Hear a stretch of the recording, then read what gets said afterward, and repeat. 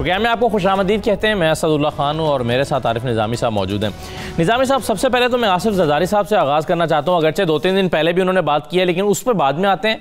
पहले अभी जो कुछ देर पहले आज उन्होंने बात की पार्लियामेंट की राहदारियों में, उसमें सहाफ़ियों ने उनसे हल्के फुल्के सवाल किए। अच्छा, सवाल तो वैसे अपनी नौयत के अपने अंदर संजीदा नौयत के थे, लेकिन ज़रदारी साहब ने उनको बड़ा हंसते मुस्कुराते हुए जवाब दिया, जिस तरह से उनका आम तौर पर वतीरा है। तो उनसे पूछा गया कि आप मुफाहमत के बादशाह, उन्होंने कहा आप कहते हैं तो मान लेते हैं। उन्होंने कहा कि आपकी नवाज शरीफ से मुलाकात मुतवक्के है, उन्होंने कहा कि आप कहेंगे तो कर लेंगे। फिर इसी तरह से उनसे पूछा गया कि आपकी गिरफ्तारी की बातें हो रही हैं, तो उन्होंने कहा कि आप इससे परेशान हो जाते हैं, मैं तो परेशान नहीं होता। तो क्या आपको लगता है कि वाकई कोई मुलाकात नवाज शरीफ साहब से मुतवक्के है, या इस वक्त में पीपल्स पार्टी और ज़रदारी साहब, क्योंकि उन्होंने तरदीद भी नहीं की, उन्होंने मना भी नहीं किया कि नहीं ऐसा नहीं हो रहा। हाँ, आपको मालूम है कि ज़रदारी साहब जब ये पहली दफ़ा नहीं हुआ कि ज़रदारी साहब ने तबले जंग बजाया। उन्होंने ये तबले जंग जो है सिक्योरिटी इस्टेब्लिशमेंट की तरफ भी तबले जंग बजाया, उन्होंने जुडिशरी पे भी किया है। इमरान खान साहब को भी कहा है कि वो तो बिल्कुल ही नालायक हैं। ये पहली दफ़ा नहीं है। ये जब याद है आपको 2015 में उन्होंने कहा था कि ये 3 साल वाली बात तब भी की थी उन्होंने कि जी ये तो 3 साल के लिए आते हैं, हम तो हमेशा के लिए यहाँ हैं, और बिला दूध ज़्यादा पी के। ये जनरल राहील शरीफ के दौर की बात है। फिर वो लंदन चले गए थे, मैंने उनको वहाँ इंटरव्यू भी किया था। तो उस वक्त तो इतने एग्रेसिव मूड में थे कि मैंने उनसे पूछा कि मियाँ नवाज शरीफ से कोई मुलाकात है, तो कहने लगे नहीं भाई, वो तो मुझे उन्होंने तो खाना उन्होंने कैंसिल कर दिया था इस बयान के बाद उनके साथ। दूसरे वो कहते थे कि भाई वो तो अब वज़ीर आज़म नहीं, वो तो मुग़ल आज़म बन चुके हैं, उन्हें कहीं वज़ीर आज़म बने। और फिर आपको मालूम है कि ये जब पनामा के बाद मियाँ नवाज शरीफ ने बड़ी कोशिश की उनके मिलने की, तो उन्होंने बिल्कुल पल्लू नहीं पकड़ाया। ये बल्कि वहाँ पहुँचकर चर्चिल होटल ज़रदारी साहब वहाँ से चेकआउट कर गए होते। तो आज उनका ये कहना कि आप कहते हैं तो कर लेते हैं, इसका मतलब है कि he is open to some kind of a क्या कहना चाहिए मीटिंग। हाँ। और इससे पहले एक मीटिंग ताज़ियती हवाले से तो हो चुकी हुई है। अच्छा, तो निज़ामी साहब वैसे थोड़ा सा मेरा ख्याल है कि उस वक्त आपने जैसे कि भी हवाला भी दिया, शिफ्ट है ये। हाँ, आपने जिस तरह से अभी कहा भी कि उस वक्त जब ज़रदारी साहब ने ये बयान दिया तो नवाज शरीफ साहब ने खाना कैंसिल कर दिया था। लेकिन दिलचस्प बात यह है कि अब उनके इस बयान के बाद हो सकता है कि नवाज शरीफ खाने पर इनवाइट करने का सोचें। यानी नवाज शरीफ की भी तो अपनी पोजीशन उस वक्त से और अब से मुख्तलिफ है ना। अब यही बयान मुलाकात का बाइस बन सकता है, जब ये बयान तब ये बयान जो है मुलाकात कैंसिल करने का बाइस बन गया। नहीं, मेरा इशारा तो उसी तरफ था कि अब वो ना मुग़ल आज़म है ना वज़ीर आज़म है, वो साबिक़ वज़ीर आज़म है जो इस वक्त ज़मानत पे रहा है, और 2 और रेफरेंसेस जो हैं उनके ख़िलाफ़ उनके फ़ैसले तकरीबन होने वाले हैं। तो मेरे ख्याल से ज़रदारी साहब का वक्त भी ज़्यादा नहीं है, उनके फ़ैसलों के मंजर आम पे आने से पहले भी उन्होंने मुलाकात करनी है। और ख़ुद ज़रदारी साहब के पास भी ज़्यादा वक्त नहीं है। उनके इर्द गिर्द 19 तारीख को जब पूरी उनकी पेशी होगी, उसके बाद हसार और तंग हो जाएगा। और आम तौर पे ये तवक्को की जा रही है कि ज़रदारी साहब ने जिस तरह आज भी उन्होंने कहा कि मैं तो डरता नहीं गिरफ्तारी से, मैं तो तैयार हूँ जाने के लिए जेल पे। तो वो मुझे तो कोई हैरानगी नहीं हुई कि ज़रदारी साहब अब जेल जाने की वाकई तैयारी कर रहे हैं। तो ये मुलाकात मुतवक्के है आपके ख्याल में निज़ामी साहब? हो सकती है, हो सकता है, क्यों नहीं। लेकिन इसमें एक मुझे ज़रा एक पख नज़र आती है कि अब मियाँ नवाज शरीफ जो है बिल्कुल आपको मालूम ही है कि बहुत ही एहतियात पसंद हो गए। खामोशी से को उन्होंने अख्तियार की हुई है, बल्कि शेर पढ़ते हैं कि अब तो उनको बोलने की भी इजाज़त नहीं है उनके मुताबिक। तो वो रो भी नहीं सकते शायद, जिस वजह से वो खामोश हैं उसी वजह से शायद ज़रदारी साहब से मुलाकात भी ना कर पाए। इसको मैं रूल आउट नहीं करता। ठीक है, मियाँ नवाज शरीफ बड़े फोकस्ड आदमी है अपनी हिकमत अमली के बारे में। सही। तो सर ये निज़ामी साहब, एक दूसरे को अगर मुलाकात होती भी है तो इस सूरत हाल में कि जब 24 को अज़ीज़िया और फ्लैगशिप का फ़ैसला आ रहा है, ज़रदारी साहब का अपना जो फेक अकाउंट्स वाला केस चल रहा है उसका फ़ैसला भी 17 जनवरी से पहले आना है। अच्छा जी। हाँ, तो अब ये दोनों एक दूसरे को एक ऐसी कोई मुलाकात अगर होती है तो दे क्या सकते हैं? देखिए जी, जो जहाँ तक पार्लियामेंट का तल्लक है उसमें तो अब मुकम्मल हम आंगी है पीपल्स पार्टी और PMLN में मसलन पीपल्स पार्टी हालांकि सदारती इंतखाबात के मौके पे और दूसरे मामलात में वो साथ नहीं खड़ी थी, लेकिन अब ये पब्लिक अकाउंट्स कमेटी के मामले पे वो पूरी तरह शहबाज शरीफ साहब के साथ खड़ी हुई है। तो इसमें ये एक नई चीज़ तो हो चुकी हुई है।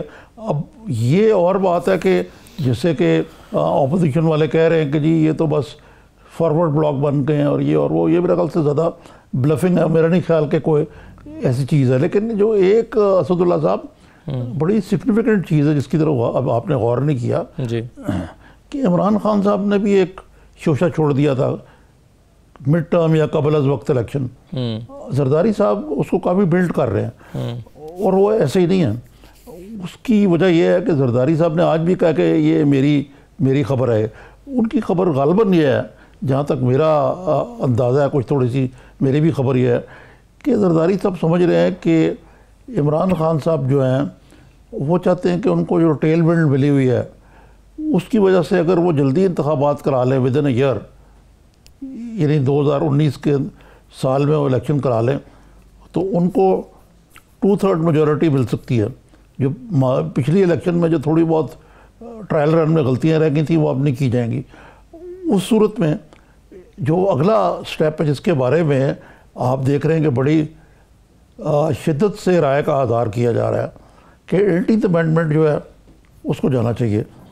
18th अमेंडमेंट के ज़रिए ये हुआ ना कि जरदारी साहब ने आज काफ़ी वो जो अपने जलसे में और प्रेस कॉन्फ्रेंस में बात की है कि 18th अमेंडमेंट जो है उससे सूबे मजबूत होंगे और 18th अमेंडमेंट उनका बेबी है और 18th अमेंडमेंट एक स्ट्रक्चरल चेंज है कॉन्स्टिट्यूशन में को वफाकी बनाने के लिए। ये सही हुआ या गलत हुआ, इसको बदलने के तहाई ख़राब सर वो होंगे रेमिफिकेशन। लेकिन ये एक पॉइंट ऑफ व्यू है कि वफाक जो है वो इतना कमज़ोर हो गया है और उसके पास इतने कम मालियाती वसाइल रह गए हैं और सूबों के पास चले गए हैं कि वो अपना तरक्याती बजट, डिफेंस बजट, ये सारे मामला जो हैं ये अब वफाक के बस का रोक नहीं रहे। तो इसलिए 18th अमेंडमेंट को ख़त्म करके दोबारा लाना चाहिए। लेकिन किसी हद तक उसमें तरमीम करके को ख़त्म करने का मकसद जी 18th अमेंडमेंट को वापस फिलहाल तो मुझे नज़र नहीं आता और ये भी बड़ी दूर की कौड़ी है कि इलेक्शन होंगे और इमरान खान साहब 2/3 मेजॉरिटी ले आएंगे। लेकिन ये पॉलिटिकल इंजीनियरिंग का हिस्सा हो सकती है। हाँ, लेकिन इस बात का इदराक रखते हुए निज़ामी साहब, इमरान खान साहब पे ये जी इस बात का इदराक रखते हुए जरदारी साहब कि जरदारी साहब को पता है कि अगर दोबारा इलेक्शन हो जाते हैं एक साल के अंदर अंदर तो उनकी सीट्स, नंबर ऑफ सीट्स जो हैं वो कमोबेश यही रहेंगी, बढ़ नहीं सकती। खासतौर पर पंजाब से ज़ाहिर सीट्स उनको मिलने का मतलब उनको खुद भी इस बात का अंदाज़ा है कि जो इस वक्त वो लेकर बैठे हुए हैं वो मैक्सिमम लेकर बैठे हुए हैं। वो क्यों चाहेंगे कि दोबारा इलेक्शन हो? जरदारी साहब सिर्फ इलेक्शन को पोलिटिकल एक स्लोगन के तौर पर यूज़ कर रहे हैं या बाकी वो चाहते होंगे कि इलेक्शन हो जाए दोबारा? वही जरदारी साहब तो ये कह रहे हैं ना कि एक तरफ ये भी कहते रहे वो अभी हाल ही में कि इनको 5 साल पूरे करने दें, साथ वो ये कहते हैं कि इमरान खान साहब जो है वो ये इलेक्शन चाहते हैं और वो होंगे तो हम स्वीप कर जाएंगे, हमारी हुकूमत बनेगी। ये तो अब सियासतदान ने तो इस तरह की बातें करनी है। लेकिन ये जो मेरा पॉइंट ये है कि ये बड़ा ख़तरनाक खेल है, ये जो वफाक के साथ को टिंकर करने का इस मामले को 18th अमेंडमेंट के ज़रिए, क्योंकि पहले ही खान साहब पे ये इल्ज़ामात लग रहे हैं कि वो इस मुल्क को एक डिक्टेटरशिप तो नहीं कहूँगा कि एक सेंट्रलाइज्ड अथॉरिटेरियन किस्म के निज़ाम की तरफ लाना चाहते हैं।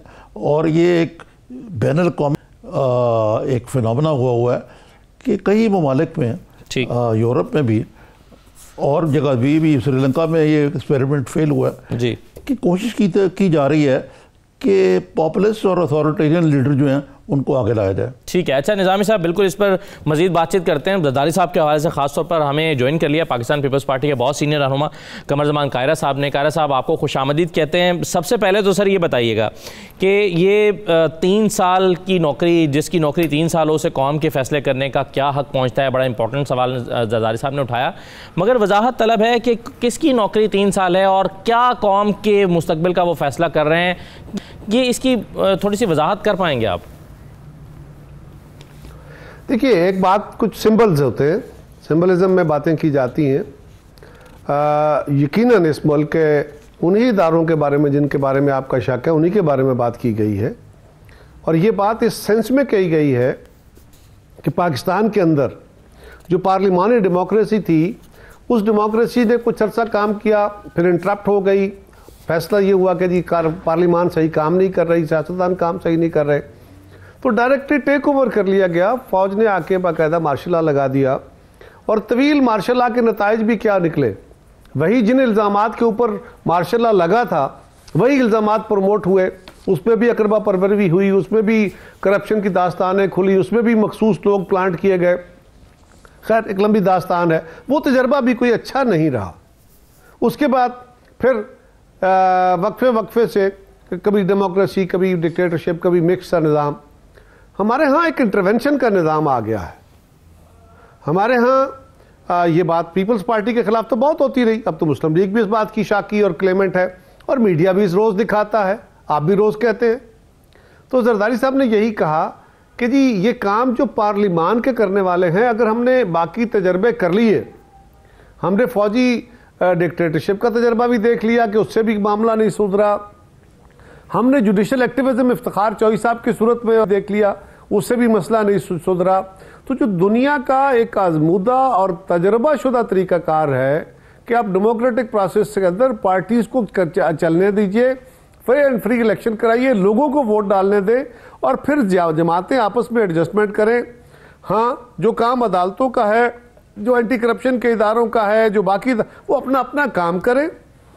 अगर किसी के खिलाफ कोई क्लेम है, कंप्लेंट है, तो उसको इदारे पकड़ें, हाथ डालें और जो सुकम है अपॉइंटमेंट में या इदारों के बनाने में उनको दूर कर दें। ये एक हमारे मुल्क की तारीख है और उसमें उन्होंने कहा जी कि पार्लिमान से फैसले होंगे तो ही मुल्क बेहतर तरीके से चल सकेगा। ये एक तजर्बे की बात है, इसमें कोई गलती तो नहीं है, इसमें किसी इदारे को चैलेंज नहीं है, किसी के साथ कॉन्फ्लिक्ट नहीं है, कोई इंसल्ट नहीं है। लेकिन ये कहना कि पार्लिमान सुप्रीम है, सारे इदारों की माँ है और वो है जहां से फैसले होने चाहिए और किसी को फैसले नहीं करना चाहिए, ये बात तयशुदा है। नहीं कारा साहब, ये तो बात ठीक है आपकी कि लेकिन इस वक्त क्या सूरत हाल है? क्या पार्लियामेंट सुप्रीम नहीं है और पार्लियामेंट में फैसले नहीं हो रहे, कहीं और हो रहे हैं? फिर ये कहाँ से? ये जरदारी साहब ने 2015 में भी ये बात कही थी कि ये तो 3 साल के लिए आते हैं। ये कौन है जो 3 साल के लिए आते हैं? ये जुडिशरी की तरफ आ रहा है या फौजी क़यादत की तरफ इशारा है या दोनों की तरफ इशारा है? तो जरदारी साहब इतने यकदम हार्ड लाइन क्यों ले ली, इतने फ्रस्ट्रेट क्यों हो गए हैं? आपको वाकई नज़र आ रहा है कि पार्लियामेंट बिल्कुल एक बेवकूफ़ अदारा बन के रह गई है और एक अथॉरिटेरियन किस्म का निज़ाम पाकिस्तान में चल रहा है या लाने की कोशिश की जा रही है? आरिफ साहब, आप मुझसे पूछ रहे हैं? जी जी जी कह रहे साहब जी, और आपसे ही गुजारिश ये है कि अच्छा जी, गुजारिश ये है कि पाकिस्तान की खारजा पॉलिसी में आप रोज़ मीडिया वाले बैठ के भी सवाल कर रहे होते हैं कि बहुत सारे सेक्टर्स हैं जहाँ पे पाकिस्तान की गवर्नमेंट का रोल कम होता है और हमारे इदारों का रोल ज़्यादा होता है। पार्लिमान के अंदर होने वाले कई फैसलों के ऊपर चीज़ें असरअंदाज होती हैं। जब पार्लिमान के अंदर हुकूमतें बनाने के अंदर एक रोल अदा किया जाता है तो इसमें कोई शक वाली बात तो नहीं है। क्या आपको आरिफ साहब नहीं पता? आपको मैं कोई इन्फॉर्म करूंगा? क्या इस कौम को नहीं पता? यही बात जरदारी साहब ने कही है कि तजर्बे हम सारे करके देख चुके हैं और वो सारे तजर्बे हमारे कामयाब नहीं हो पाए। तो बेहतर यही है कि दुनिया का जो आजमूदा तजर्बा है उसी तजर्बे के तहत पार्लिमान को फैसले करने दें। यही फैसले करते करते बेहतरी की तरफ लाएगी, उसी के फैसलों में रिफाइनमेंट आएगी। कोई एक मिसाल कायरा साहब आप दे देना कि निज़ामी साहब का सवाल का के जवाब में कि कोई एक मिसाल दे दें, कोई फैसला पार्लियामेंट में होना चाहिए था, बाहर हो गया, जिस तनाजुर में जरदारी साहब ने बात की है। अब तक पार्लियामेंट से कौन सा फैसला हुआ है? क्या ये हुकूमत पार्लियामेंट के फैसलों के तहत बनी है? क्या सेनेट के ऊपर आपके इतराज़ात नहीं हैं? अच्छा, आरिफ निज़ामी साहब प्रोग्राम नहीं करते रहे? तो सर ये उस हिसाब से तो फिर ये थोड़ा भी कर रहा हूँ दो और कायरा साहब ये बताइए कि ये असल में इमरान खान साहब ने वो जो एक सहाफ़ियों के साथ उन्होंने एक इंटरेक्शन किया था, उसमें बड़े पोलाइट और शरीफाना सवाल पूछे गए थे, फॉलोअप क्वेश्चन भी नहीं थे। उसमें जो एक बात वाज़ेह हुई थी वो ये थी कि वो उन्होंने एक शोशा छोड़े कबल वक्त इलेक्शन का, जरदारी साहब भी वो कह रहे हैं, लेकिन जरदारी साहब ने एक और बात कही है कि 18th अमेंडमेंट को ख़त्म किया गया तो उसके बड़े तबाहकुन नताइज होंगे, और उन्होंने तो बड़ी सख्त ज़बान इस्तेमाल की है कि ये अहमकों की हुकूमत है, इन्हें समझ ही नहीं है कि सूबे साथ होंगे तो वफाक मजबूत होगा। आप क्या समझते हैं कि ये सारा जो मिड टर्म इलेक्शन की जो बात है ये एक साजिश है 18th अमेंडमेंट को ख़त्म करने के लिए? इसका कायरा साहब अगर जवाब एक मुख्तसर से ब्रेक के बाद दे दीजिएगा, एक ब्रेक मुझे लेना है, ब्रेक के बाद वापस आते हैं तो कायरा साहब से इसका जवाब लेते हैं। हमारे साथ रही नाज़रीन।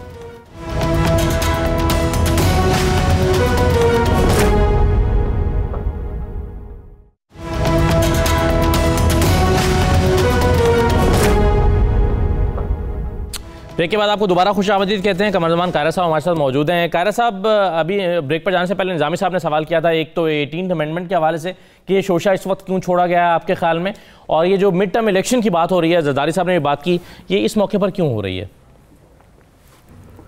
देखिए, जो 18th अमेंडमेंट का इशू है ये कोई हमारा क़याफ़ा नहीं है। हम साबका हुकूमत के ऊपर भी मोतरज़ थे कि वो भी कोशिश कर रहे थे, कई इशूज़ के ऊपर उन्होंने कहा कि ये मामला जो है 18वीं तरमीम में जो किया गया ये रोल बैक होना चाहिए, ये रुकावट है। लेकिन अब तो इस मौजूदा हुकूमत के वज़रा तो बड़े खुल के जी 18वीं तरमीम को और NFC को और सब चीज़ों को और चार्टर ऑफ डेमोक्रेसी को तो बुरी तरह वो रगेद रहे हैं। वो तो उसको कह रहे हैं कि हमारे रास्ते की रुकावट है, पाँव की जंजीर है।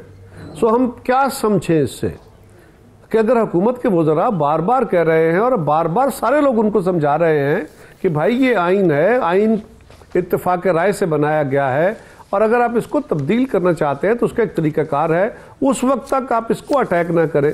तो उसके बाद अगर वो फिर भी किए जा रहे हैं तो हम इसको क्या समझें? और पाकिस्तान में एक सेंट्रिस्ट माइंडसेट तो है। पाकिस्तान के अंदर हमारे जो इदारों की हुकूमत रही है, या पाकिस्तान के अंदर जो मजहबी जमातें हैं, या इवन मियाँ नवाज शरीफ साहब का जो स्टाइल ऑफ गवर्नमेंट है, इवन इमरान खान साहब का, ये सारे जो माइंडसेट हैं ये कोई पार्टिसिपेटरी स्टाइल ऑफ फेडरेशन के माइंडसेट नहीं है। ये तो सेंट्रस्ट गवर्नमेंट के ये जो तरीक़ाकार लेके चलते हैं। हमारा मौक़िफ़ ये है, पहले दिन से है, पीपल्स पार्टी बनाने के वक्त से है, वही मौक़िफ़ जो कायद-ए-आज़म रहमतुल्लाह अलैह का था, जो पाकिस्तान बनाने के वक्त था कि पाकिस्तान एक फेडरेशन होगी जिसमें सूबाई जो खुद मुख्तारी होगी, सूबों को अपने अपने हकूक़ मिलेंगे, उनको इख्तियारात होंगे। वही बात हम जब कहते हैं कि सूबे मजबूत करो तो कहते हैं नहीं, ये पाकिस्तान के खिलाफ बात करते हैं। अगर हम कहते हैं कि भाई पाकिस्तान पहले नहीं है, पहले सूबे थे, फिर पाकिस्तान बना है, और सूबे पाकिस्तान में शामिल हुए हैं इस बुनियाद पे कि उनको फलां फलां फलां फलां राइट्स मिलेंगे। ये आज़ादी की जो डॉक्यूमेंट था वो बाकायदा साइन डॉक्यूमेंट है, एक्सेशन हुई है रियासतों की पाकिस्तान के साथ ऑन सर्टन इश्यूज, तो ये डॉक्यूमेंट है मौजूद, मानने को तैयार नहीं। ये बात वो कह रहे हैं कि इसका नुकसान हुआ है माजी में भी। सही है। अच्छा, पाकिस्तान वक्त हुआ या पाकिस्तान कमजोर हुआ। जी। अच्छा कायरा साहब, लेकिन ये जो अभी जरदारी साहब के बयान की बात हो रही थी, ये इस वक्त आप जानते हैं सियासत में टाइमिंग बड़ी इंपॉर्टेंट होती है। इस वक्त ये बयान का आना, इस पर कुछ लोग इसको जोड़ रहे हैं कि जरदारी साहब के खिलाफ जो फेक अकाउंट्स का मुमकिन फैसला है जो उनके खिलाफ आ सकता है, उससे फ्रस्ट्रेट होकर या उसके पस मंज़र में इस तरह का बयान वो दे रहे हैं जो 3 साल के हवाले से उन्होंने दिया है। ये कहना क्या गलत होगा? क्योंकि बयान ये फिर वो पहले भी दे सकते थे, उनको सिस्टम पे तहफ़्फ़ुज़ात थे। तो बिल्कुल गलत बात है, बिल्कुल खिलाफ है का एक बात। ये बात आसिफ जरदारी साहब जब से ये गवर्नमेंट आई है उससे पहले से कह रहे हैं, ये मियाँ नवाज शरीफ साहब को भी कह रहे थे, वो बात मियाँ रज़ा रब्बानी साहब भी कहते रहे, ये बात खुर्शीद शाह साहब भी कहते रहे, ये बात नवीद कमर साहब भी कहते रहे, ये बात हमने on the floor of the house भी कहा है, ये बात हम आज भी कह रहे हैं। ये कोई नई बात नहीं है। और ट्राइकॉटमी की बात हम पीपल्स पार्टी बड़े अरसे से कर रही है, और हमारा ये यकीन है कि सारे इदारों का काबिल एहतराम इदारे हैं, हमारे पाकिस्तान के इदारे हैं। देखिए, अफवाज पाकिस्तान कमज़ोर होंगी, पाकिस्तान कमज़ोर हो जाएगा। पाकिस्तान की अदलिया कमज़ोर होगी, पाकिस्तान कमज़ोर हो जाएगा। पाकिस्तान की पार्लिमान कमज़ोर हो जाएगी, पाकिस्तान और कमज़ोर हो जाएगा। सो सभी इदारे हमारे हैं, सभी को मजबूत करके चलना है, लेकिन अपने अपने इख्तियार के अंदर, अपने दायरा कार के अंदर। ये तजुर्बे हम कर चुके हैं, देख चुके हैं कि ना तो यहाँ पे गैर जमहूरी निज़ाम चल सका, ना यहाँ पे जुडिशल एक्टिविज़म कोई बड़ा काम कर सका। तो दुनिया का जो एक मुरवजा तरीकाकार है जमहूरियतों का, उसको चलने दीजिए। ये बात वो कह रहे हैं, यही बात हम कहते रहे हैं इससे पहले भी। तो ये बात, ये कहना कि जरदारी साहब किसी दबाव की वजह से कह रहे हैं, ये गलत है, या दबाव से अगर कोई कहने से बातें बदल जाती है, ऐसा तो नहीं है। हाँ, ये बात अपनी जगह है कि उनके खिलाफ जो नैरेटिव बना दिया गया फेक अकाउंट्स का।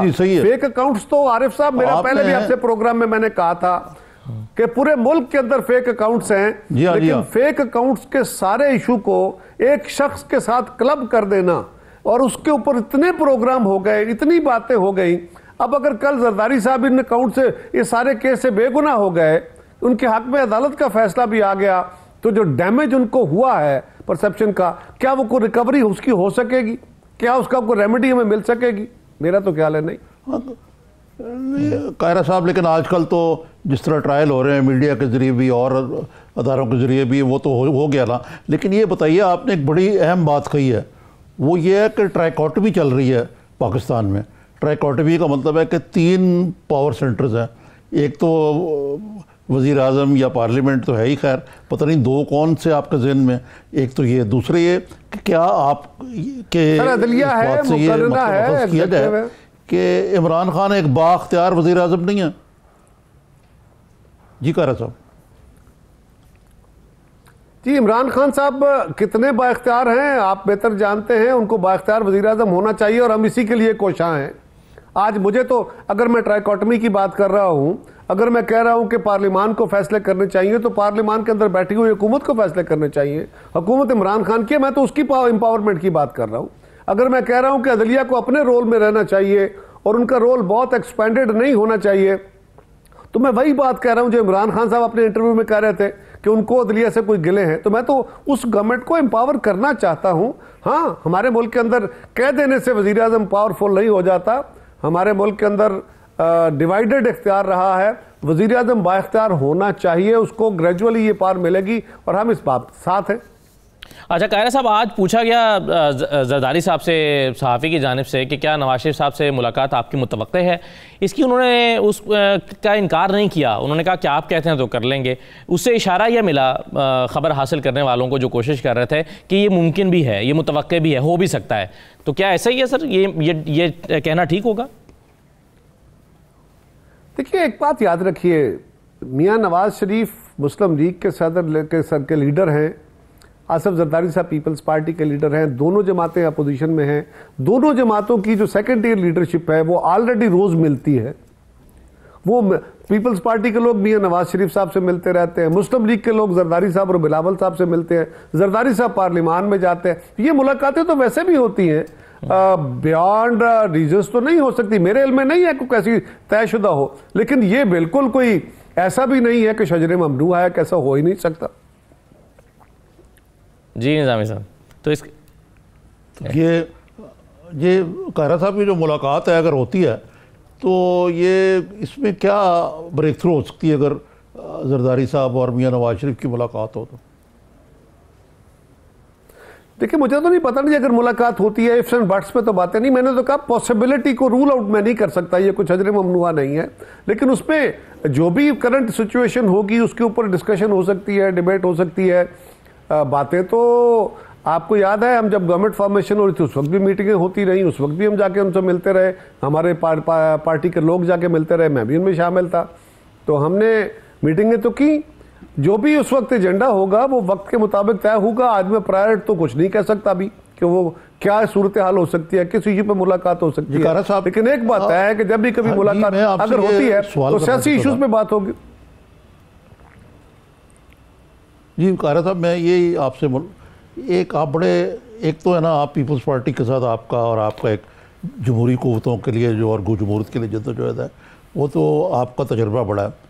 आप क्या देख रहे हैं कि ये जो आइंदा चंद हफ्ते हैं इसमें कहते हैं कि शहबाज शरीफ के ख़िलाफ़ रेफरेंस तैयार है, मियाँ नवाज शरीफ के दोबारा जेल साफ़ हो रहा है उनके लिए, जरदारी साहब के गिर्द गिर्द हसार तंग किया जा रहा है। तो अगर आपसे मैं पूछूं कि ये जो अगर पॉलिटिकल तरीके से इसको ट्रांसलेट किया जाए तो क्या इस मुल्क में कोई अपोजिशन रह जाएगी?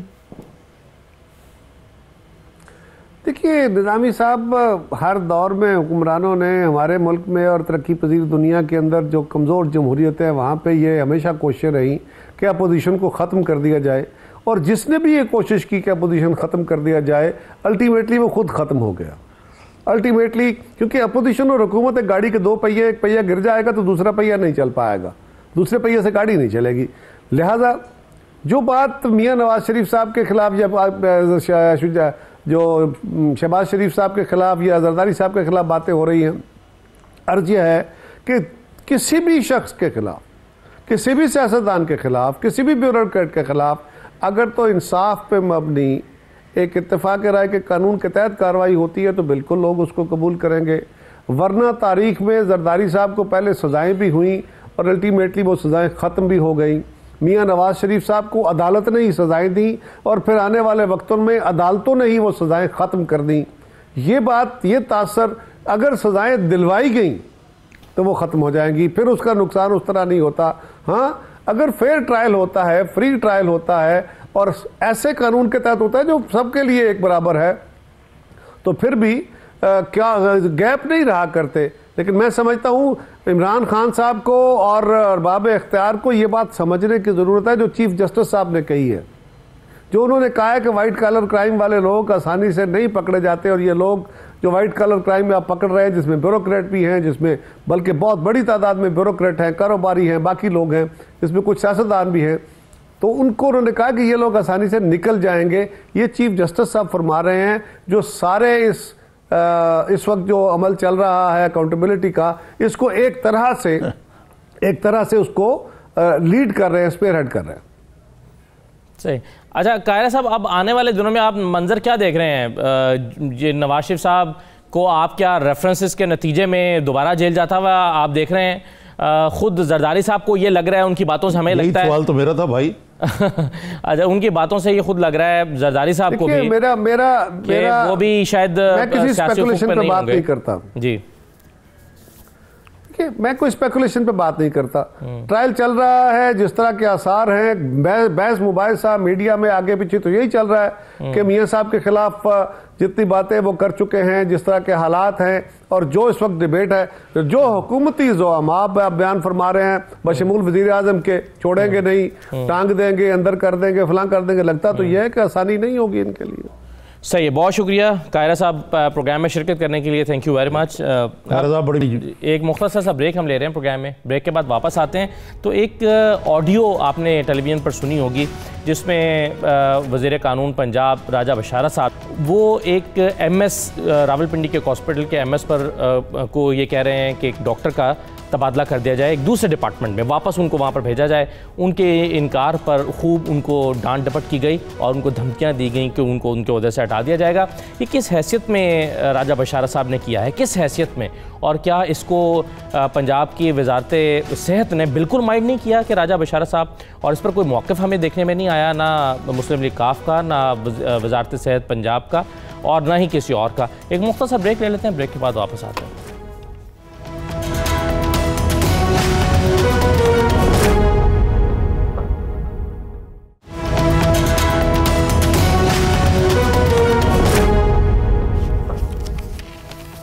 ब्रेक के बाद आपको दोबारा खुशामदीद कहते हैं। ब्रेक पर जाने से पहले जैसे कि मैंने कहा था कि एक ऑडियो हम सुन रहे हैं डॉक्टर बशारत की, जो कि रावलपिंडी के हॉस्पिटल के MS से कह रहे हैं कि डॉक्टर अरीबा उनको वापस उनके डिपार्टमेंट में भेज दिया जाए। मैं आपको थोड़ा सा उस ऑडियो का हिस्सा सुनवाना चाहता हूँ, उसके बाद डॉक्टर अरीबा हमारे साथ मौजूद हैं, उनसे हम बात करते हैं, और निज़ामी साहब भी हमारे साथ मौजूद हैं। ये सुन लीजिए, फिर हम वापस आते हैं। इसको स्किन में भेज दें तो ताकि मैं फिर सर मैं स्किन में इसको इसलिए नहीं भेज सकता सर कि पहली तो बात ये है कि कोई पॉलिटिकल विक्टिमाइजेशन आप सारे लोग। अच्छा आप छोड़े ना, बहस में करें ना मेरे साथ, क्यों नहीं भेज सकते आप इसको स्किन में? सर मैं जी मैं नहीं सर भेज सकूंगा, आई एम सॉरी, इसलिए कि मैं बाकी बच्चों का क्या कसूर है, वो कल सारी कहेंगे जी हमें स्किन में भेज दे। कल आप भी यहाँ इस हॉस्पिटल में नहीं होंगे, आप भी सर मुझे मैं बिल्कुल सर मैं जब आपसे रिक्वेस्ट कर रहा हूँ जी, मैं जब रिक्वेस्ट कर रहा हूँ मुझे ये बताएं क्यों नहीं कर सकते जी सर, मैं बाकी बच्चियों को क्यों ना भेजूं? तो बाकी बच्चियां हैं ना, बाकी बच्चियां इधर है, ये कोई तरीका है? ये मतलब आप एक हॉस्पिटल में बैठे हुए हैं और एक बंदा आपको कह रहा है कि एक बच्ची को एक जगह से दूसरी जगह मैंने रिक्वेस्ट किया है कि होली फैमिली में ले जाएं, कहीं पे ले जाएं, लेकिन उसकी जरूरत नहीं है। ये मैंने देखना है स्किन डिपार्टमेंट में जाएगी सर, ये मैं नहीं भेजूंगा, कुछ और कोई भेज देगा, मैं नहीं भेजूंगा। बेशक मैं चला जाऊँ, कोई कोई मसला नहीं है। Most welcome, most welcome. अच्छा जी, ये थी वो गुफ्तगू जिसमें अब राजा बशार साहब ने उन्हें कह दिया बस ठीक है, अब आप भी सौदे पर नहीं रहेंगे। डॉक्टर अरीबा हमारे साथ मौजूद हैं। डॉक्टर अरीबा, अब आप बहुत सारे लोगों के एक हॉस्पिटल में एक डिपार्टमेंट से दूसरे डिपार्टमेंट में शिफ्ट जो हैं वो चेंज होती रहती हैं। आपने अप्रोच किया एक मिनिस्टर को अपनी शिफ्ट अपनी मर्जी के डिपार्टमेंट में लगवाने के लिए। अगर ऐसे ही सभी डॉक्टर्स किसी मिनिस्टर को अप्रोच कर सकते हों या अप्रोच कर लें तो फिर कैसे अस्पताल का निज़ाम चल सकता है? एक मिनट पहला तो मेरा आपसे गिला ये है कि आप पहले ऑडियो कॉल तो पूरी चलाएं। इनके राजा बशारत साहब ने जो पहले बात की है कि मेरी बात सुने, वो कि एक बंदे की बेटी है, आप हमारी पार्टी के खिलाफ जो है वो बात आ रही है कि हम पॉलिटिकली विक्टिमाइज कर रहे हैं पार्टी के खिलाफ और इख्तिलाफात एक जगह, लेकिन आप जो है वो बच्ची है उसको पॉलिटिकल विक्टिमाइज ना करें। ये बात तो आपने पहले चलाई नहीं। जो हाँ नहीं, आप कहना चाहें तो आप कह दें, उसमें कौन सा आपके ख्याल में वो पॉलिटिकली विक्टिमाइज किया आपको? हाँ जी, मेरी बात सुने, पॉलिटिकली विक्टिमाइज ही किया उन्होंने मुझे। उन्होंने तो अपने आपको ये बात इस्तीफे में कहा है असदुल्ला साहब। जी इस्तीफे में कहा है, बिल्कुल आई नो। हाँ, आप मेरी पूरी बात सुन ले पहले तो फिर आपको। हाँ जी, मैं आपको ये बताना चाह रही हूँ कि मैं पहले यहाँ पे एमओ शिफ्ट कर रही थी BPH में। पहले मैं जब करी थी मैं ER में ही थी, उसके बाद मैं पैथोलॉजी डिपार्टमेंट शिफ्ट हुई और पैथोलॉजी के बाद मैं डर्मेटोलॉजी में मुझे 5.5 to 6 months हुए। यहाँ पे जब हमारा एक छोटी सी एक मीटिंग थी उसमें डॉक्टर तारिक न्याजी साहब आए, उन्होंने आके यहाँ मेरे सामने, मैं अपर शो में थी, वहाँ पे VC साहब भी बैठे हुए थे, वहाँ ये बात सबके सामने कन्फेस की कि यहाँ जो पॉलिटिकल क्लास काम कर रही थी, जो पॉलिटिकल वर्कर यहाँ काम कर रहा था, मैं उसके साथ नहीं था, इस वजह से मैं आज तक MS नहीं आया। और ये वाली जो मैं उनकी गाड़ियों के दरवाजे नहीं खोल सकता था। डॉक्टर तारिक न्याजी साहब का कॉन्फ्लिक्ट मेरे फादर से कोई आज नया नहीं है, वो बहुत पुराना है। जब ये AMS थे ये तब की बात है। इवन तब मैं हाउस ऑफिसर थी। एक हाउस ऑफिसर की क्या वैल्यू होती है, तब मैं अगर अपनी कोई बुक साइन कराने जा रही हूँ तो डॉक्टर तारिक न्याजी साहब मेरे साथ वाली 4 लोगों की तो कर रहे हैं, लेकिन मैं आपको हल्किया ये कह रही हूँ मेरी बुक में ऐसा कोई इशू नहीं होता था। आपने अगर आपके होली फैमिली में आप आ रही थी, मैं उठा के किसी भी डॉक्टर से, किसी भी मेरे सीनियर से बात करें तो मैंने आज तक बहुत ही अच्छा काम किया। कभी ऐसा नहीं हुआ कि मैंने कभी कोई फेवर ली हो, मैंने कभी किसी PMLN के मिनिस्टर की कॉल कराई हो, मैंने कभी अपने फादर की भी कॉल कराई हो कि मुझे ये प्रॉब्लम हो गई, ये कॉल करें मेरी ये सॉल्व करें, कभी भी ऐसा नहीं हुआ। लेकिन तारिक न्याजी साहब उस टाइम भी मुझे रिफ्यूज करते थे, कहते थे तुम बाद में हो, कभी कहते थे मैं नमाज पढ़ने जा रहा हूँ, इस तरह की बातें होती थी। मैंने तब भी कभी अपने फादर को कॉल नहीं की। मैं अब राजा बशारत साहब को क्यों कहूंगी कि इनको कॉल करें?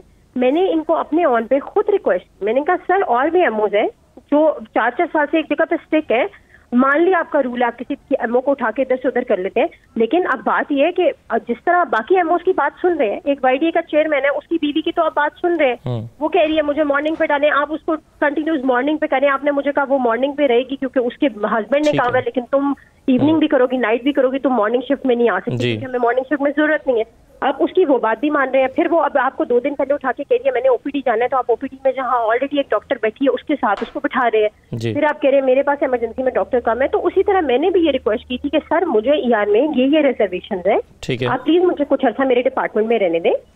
अगर आप ऐसा नहीं कर सकते तो ठीक है सर, मैं रिजाइन कर देती हूँ, क्योंकि मेरी रिस्पेक्ट स्टेक पे है। कोई एक बहुत सीरियस इशू बन सकता है, मैं उसमें नहीं जाना चाहती, लेकिन मैं अपने एज अ सीनियर उनको एक्सप्लेन कर चुकी हूँ ये बात। ठीक है, अब ये आपका बड़ा तफसीली मौक़िफ़ आ गया। जी निज़ामी साहब। जी डॉक्टर साहबा।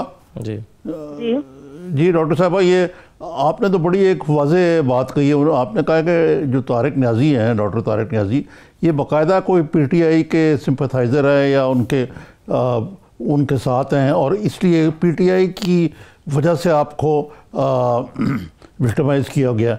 ये इसका कोई ग्राउंड रियलिटीज़ में कोई सबूत है कि वो वाकई को PTI की सॉफ्ट कॉर्नर है उनका और इसलिए आपको विक्टिमाइज किया उन्होंने? मैं आपको ये बता तो रही हूँ कि जब इनका चार्ज संभालने के बाद जो इनको फर्स्ट मीटिंग एक बार हुई हमारे इधर डिपार्टमेंट में डर्मेटोलॉजी में, उसमें उन्होंने डाइस पे खड़े होकर ये बात कन्फेस की है कि जो पहले पॉलिटिकल क्लास थी उसके मैं खिलाफ था, मैं उसके साथ चल नहीं सकता था। अब हम आए हैं, अब काम करने वाले लोग आए हैं, वो मेरिट पे लोगों को सिलेक्ट करते हैं, तो अब हम काम करेंगे मिलके सब। एक बंदा खुद कन्फेस कर रहा है और मैं आपको सिर्फ इतना बता दूं यहाँ पे बहुत सी चीजों का। तो ये राजा बशारत साहब कैसे आए इस पूरी स्टोरी में आपकी सिफारिश लेकर? राजा बशारत साहब की कॉल जब लीक आउट हुई है वो मैंने सुनी है जैसे बाकी सबने सुनी। तो आप राजा बशारत साहब खुद घर बैठे तो नहीं उनके ख्याल में आएगा कि ना आपकी ड्यूटी चेंज करवानी है? आपको मैंने कोई कॉल नहीं की। किसने की थी? आपको मैंने कोई कांटेक्ट नहीं किया। मेरे फादर ऑलरेडी जेल में है, वहां से तो कोई फोन आप लोग चेक कर ले, फोन क्या, वहां तो सही तरह खाना नहीं दे रहे, फोन तो दूसरी बात है, ठीक है। उन्होंने कोई वहां से फोन कॉल नहीं की, उन्होंने वहां से कोई इनको अप्रोच नहीं किया, कोई रुका लिख के उनको नहीं भेजा। राजा बशारत साहब को मैंने एक एप्लीकेशन आज से कोई 10 दिन पहले, मेरे पास अभी उसकी कॉपी नहीं है, मैंने वो एप्लीकेशन जो है हेल्थ सेक्रेटरी को, जो मेरा राइट है मैं लिख सकती थी, वहां लिखी है, वहां उनको भेजिए कि सर मैं ये चीजें फील कर रही हूँ, ये एमएस साहब की ये चीजें वो मुझे टारगेट करें, मेरी जॉब करना मुश्किल हो रहा है, तो अगर इसी तरह हालात रहते हैं तो मैं रिजाइन कर दूं। नहीं तो ऐसे में तो आपको हेल्थ मिनिस्टर को नहीं लिखना चाहिए था? राजा बशारत साहब की तो मिनिस्ट्री लॉ में, मैंने आपको यही बताया कि मैंने हेल्थ मिनिस्टर को ही लिखा है, और वो एप्लीकेशन मुझे नहीं पता कि वो बात उधर खत्म हो गई, मुझे वहां से किसी ने रिस्पॉन्ड नहीं किया, मुझे वहां से हेल्थ मिनिस्ट्री से किसी ने आंसर नहीं किया। सही है, चलें, बिल्कुल ठीक है, बहुत शुक्रिया। लेकिन राजा साहब से मेरा कांटेक्ट, डॉक्टर रीबा बहुत शुक्रिया, आपने हेल्थ मिनिस्ट्री को लिखा तो फिर यही हो सकता है कि हेल्थ मिनिस्ट्री ने राजा बशारत को कहा होगा आप कहते हैं जरा हमारा उनसे कोई ताल्लुक नहीं है, डॉक्टर यास्मीन राशिद ने शायद ऐसा कह दिया हो निजामी साहब।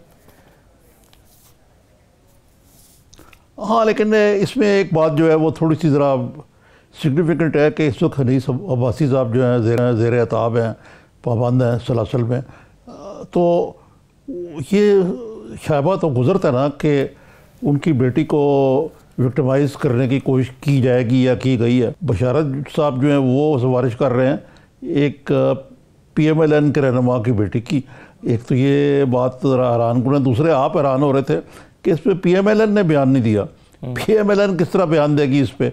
ये उन्हीं की गवर्नमेंट की बात कर रहा हूँ। हाँ, अगर ये जैसे, और ये पहला वाक़या नहीं है पंजाब में पॉलिटिकल इंटरफेरेंस का, ये पहला वाक़या नहीं है। आपको पता है कई वाक़यात हो चुके हैं जिसमें PMLN ने बहुत शोर मचाया था, लेकिन इस पे तो वो खुद विक्टिम है, तो वो किस तरह शोर मचाएंगे? नहीं सही है, वो मेरा तो PMLN के हवाले से मैं एक्सपेक्ट नहीं कर रहा कि वो कुछ बोलेंगे। मैं तो ये एक्सपेक्ट कर रहा था कि गवर्नमेंट इस पर जो है वो फ्रंट फुट पर आकर कोई मौक़िफ़ दे, जैसे कि डॉक्टर यास्मीन राशिद ने एक कहा है ज़रा सादा से अल्फाज में कि जी हम इस पर इंक्वायरी कर रहे हैं, लेकिन अब हमने राजा बशारत साहब से मुसलसल मौक़िफ़ लेने की तो उनका नंबर बंद है, और उनके जो स्टाफ के लोग हैं वो कह रहे हैं कि जी वो तो हमसे ही नहीं रब्ता कर रहे, वो तो गायब है मंजर से। डॉक्टर यास्मीन राशिद जो है उनसे भी हमने कॉन्टैक्ट किया है। मैं बात कहूँगा आपको जी, मैं एक बात कहूँगा आपको सिर्फ जी, एक बहुत बड़ी ऑर्गेनाइजेशन है, उसको कहते हैं मेडिसिन sans फ्रंटियर, यानी ये डॉक्टरों की बहुत बड़ी तंजीम है जो कॉन्फ्लिक्ट एरियाज में जाके, और वो कहते हैं कोई फ्रंटियर नहीं है उसके लिए। ये जो मेडिकल का प्रोफेशन है, इसमें बड़ी अफसोसनाक बात है कि अगर इतनी सियासत आ गई है, और बहुत ज़्यादा आ गई है सियासत। आपको पता ही है यंग डॉक्टर्स किस तरीके से इमरजेंसी बल्कि हर डिपार्टमेंट बंद कर देते हैं जब उनके मुतालबात का मामला सड़कों पे आ जाते हैं। एक तो ये है, एक ये है कि अगर इसलिए हनीफ अब्बासी की बेटी को, जो कि एक डॉक्टर है और नोबल प्रोफेशन है, और लगता है कि मुझे लगता है कि काफ़ी देर से वो काम कर रही थी, तो वो कहती हैं कि मैंने तो अपने बाप का नाम इन्वोक नहीं किया कभी। तो अगर सिर्फ इसलिए कि वो हनीफ अब्बासी की बेटी है, उनको विक्टिमाइज़ किया जा रहा है, तो दिस इज़ वेरी वेलकम, क्योंकि डॉक्टर यास्मीन राशिद को मैं बड़ी देर से जानता हूँ। वो PMA की भी सदर रही हैं, और उन्होंने बड़ा डॉक्टरों की जद्दोजहद के लिए बड़ी जद्दोजहद की है हकूक़ के लिए। तो वो यकीनन इसकी इंक्वायरी करके अगर वो ये डिटर्मिन कर लेंगी कि इसमें डॉक्टर अरीबा केस अगर जेन्युइन है, तो देन तो शी शुड मूव। अगर महज ये एक रूटीन की ट्रांसफ़र है तो अलग बात है। चलें, इस पर तो अब डॉक्टर यास्मीन राशिद को ही इंक्वायरी करने के बाद ही सही, लेकिन वाज़े तौर पर वही बता सकती हैं कि क्या हुआ है। आगे बढ़ते हैं निज़ामी साहब, ज़रा जी बिल्कुल पॉलिटिकली थोड़ा सा देखते हैं। एक तो रेफरेंस आपने खुद भी अभी जिक्र किया कि शहबाज शरीफ साहब पर भी रेफरेंस की तैयारी मुकम्मल हो गई, और वो रेफरेंस जो है वो तकरीबन 100 सफ़ात का पर मुश्तमिल है, और वो चेयरमैन नैब को भिजवा दिया गया है कि जी उसका ड्राफ्ट जो है। और दूसरा, साद रफ़ीक साहब और सलमान रफ़ीक जो हैं उनके खिलाफ भी कुछ मजीद केसेस में इंक्वायरी शुरू हो गई है। साद रफ़ीक साहब के बारे में कहा जा रहा है कि उन्होंने जो है वो 40 करोड़ रुपए का एक इंजन खरीदा जो कि इंडिया ने 25 करोड़ रुपए में खरीदा था, और PKLI में कुछ इंस्ट्रूमेंट्स खरीदे गए, उसमें सलमान रफ़ीक साहब का नाम आ रहा है। तो कुछ इन पर और भी इंक्वायरीज जो हैं वो लॉन्च हो गई हैं। तो और फिर अल अज़ीज़िया और फ्लैगशिप का फैसला तो आने ही वाला है। तो PMLN के लोगों के लिए मुश्किलात तो बढ़ती जा रही हैं आने वाले दिनों में। PMLN की बढ़ती जा रही हैं, पीपल्स पार्टी के लिए बढ़ती जा रही हैं। और आज मीटिंग भी हुई है नवाज शरीफ की ज़ेर सदारत। आज किसी उन्होंने मीटिंग भी हुई है, लेकिन दूसरी तरफ आप देखें वो जो खैबर पख्तूनख्वा के चीफ मिनिस्टर हैं उनको कितनी इज़्ज़त और तौक़ीर के साथ बुला के उनसे चाय की पहली भी तो पेशकश पूछगिछ की गई है। यहाँ तो पहले गिरफ्तारी डाली जाती है, फिर आगे काम होता है। अब वो जो करे आपका उसने करिश्मा साज करे। हमें नहीं पता कि ख्वाजा सलमान रफ़ीक ने क्या किया, ख्वाजा साद रफ़ीक ने क्या किया। शहबाज शरीफ कहते हैं कि मैं सियासत छोड़ दूंगा, मेरे ऊपर एक पाई का भी करप्शन का इल्ज़ाम हो। अब तो ये क्योंकि नैब का कानून ही ऐसा है कि जो इल्ज़ाम लगता है उसका जवाब देना पड़ता है। जवाब देंगे तो जवाब दे होंगे तो पता लगेगा कुछ हमें। वो हमारा पॉलिटिकल सिस्टम तो ऐसा है ना कि अब ये जो चीफ मिनिस्टर खैबर पख्तूनख्वा हैं इनसे इस तरह की इंक्वायरी तो इनके जाने के बाद होगी ना, तो हमारे यहाँ तो इसी तरह का निज़ाम चलता है। अब मैं सवाल मगर निज़ाम साहब मेरा आपसे ये था कि मुस्लिम लीग नून का जो ठीक है ये भी, हाँ, मुस्लिम लीग नून जो है उनकी जो मीटिंग हुई उसमें आप अब अगर फ़र्ज़ करें एक फ़ैसला इस तरह का आता है जिसमें नवाज शरीफ साहब को दोबारा जेल जाना पड़ता है, जैसा कि पीटीआई एंटिसिपेट कर रही है या उनके पॉलिटिकल मुखालिफिन एंटिसिपेट कर रहे हैं, या कुछ लोग केस को भी देखते हुए कह रहे हैं कि जी ये उनके खिलाफ फैसला आ सकता है, कन्विक्शन हो सकती है, तो ऐसे में पार्टी की बागडोर कौन संभालेगा कि जबकि पहले ही शहबाज शरीफ साहब अंदर हैं? फिलहाल तो शहबाज शरीफ सब अंदर तो है, लेकिन सदर तो है ना, वो डिस्क्वालीफाई तो नहीं हुए ना, तो उस वक्त तक तो भागदौड़ उनके पास ही है। पंजाब में तो उनके बरखुरदार हमजा शहबाज हैं, फिर उनके पास और भी लीडरशिप है।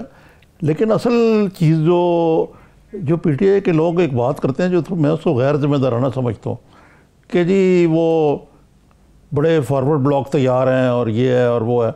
मतलब है कि अगर ये प्रोग्राम है कि पहले इनको अंदर करना है, फिर उनकी पार्टी के जो शराज़ाबंदी करनी है एक सोचे समझे मंसूबे के तहत, और वो उन लोगों को इमरान खान साहब वो जो उनके स्कार्फ हैं पीटीआई के पहना के पीएमएलएन और पीटीआई पीपीपी के लोगों को शामिल कर लेंगे, तो इस तरह की चीज़ों से ना जमहूरी चलती है ना सियासत चलती है।